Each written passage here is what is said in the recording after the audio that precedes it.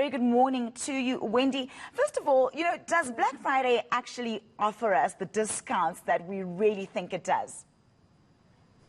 In some cases, yes. In some cases, no. So the difference between those who really score out of Black Friday and those who just get themselves into a whole lot of expensive debt is, number one, discipline. Obviously, it applies to everything in life, but also being very targeted and focused and knowing what you want out of Black Friday. So the people that delay the big ticket items or even the smaller ticket items, you need a new suitcase. Yours is looking like it's going to break any minute.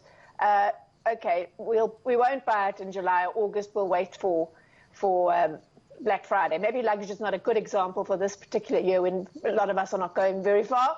But, your washing machine, your TV, whatever, your gaming console, whatever it is that you really want, if you know what they cost and you on top of the prices and you can tell a real bargain from a fake one, and you set money aside, or you know exactly how much you ring fence, how much you're going to spend, those people score. The ones that think, oh, it's Black Friday, it's like it's a spend day, this is what we do on Black Friday, we spend, and you have FOMO if you can't tell your friends what you bought, kind of thing. It's very sobering is that last year, according to TransUnion, the number of furniture and electronic accounts that were opened in this time compared to the previous months was 35% more, and clothing accounts 23% more. And 6 months later, more than half of those accounts were in arrears by at least a month. So that is the very sobering thing. If you're doing Black Friday on credit, you can forget any savings because the credit costs, and if you go into arrears, the collection costs on top of that, every SMS they send you or phone call in many cases are going to cost.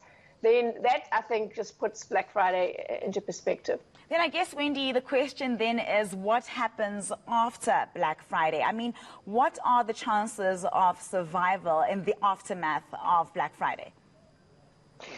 It's a good question for this particular year. According to TransUnion, again, I think a major survey they did, more than 75% of South Africans are more impoverished this year more impoverished now than they were before lockdown.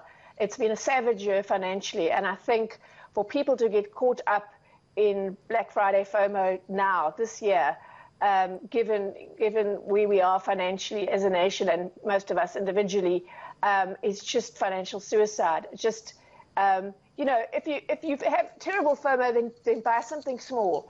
But to go way beyond your means just because it's now a national thing, every year we do this is just really, really ill-advised. I really am dreading the figures that are going to come out in the new year or 6 months from now, more particularly around what Black Friday did to South Africans this year. Yeah, and having said that then, Wendy, what are your tips for survival for anybody in trying to avoid becoming a Black Friday statistic, so to speak? Okay, so it's a little late now. I would have said you needed to be watching the prices, a few months ago. But if you see 60% off, a lot of times that figure is inflated, so you're not getting the bargain you think you are. I think so knowing what a bargain is and what isn't by doing a bit of research on what the normal prices are, which gets a bit tricky because often the prices are inflated sort of just before so that they can claim but this week that it is a big saving, but also just separating your wants from your needs. If you're looking for Christmas presents, you know what you want to get people, and you're doing that, you're ticking off the list, that's great. But just the going through the clothing catalogs or the whatever and saying, oh, that's nice, oh, look, it's 50% off, I need it now, that is just the really wrong way to do Black Friday. All right, so am I correct then, Wendy, when I say that probably the best advice is just to stay away from Black Friday then? Well, a little bit of everything is a good thing. So if you're going to feel severely deprived, then make a small spend. But just avoid getting swept up in it, sort of thing, and buying it on credit, I think, is the main thing. If you set money aside and this is your thing, it's your form of entertainment, like going to the casino, I'm going to spend 300 Rand or whatever it is, and that's it. If you can be disciplined about it, great. But if you're getting swept up and you're doing it on credit and you're opening an account, especially for Black Friday, I would say really just step away from the laptop or your phone.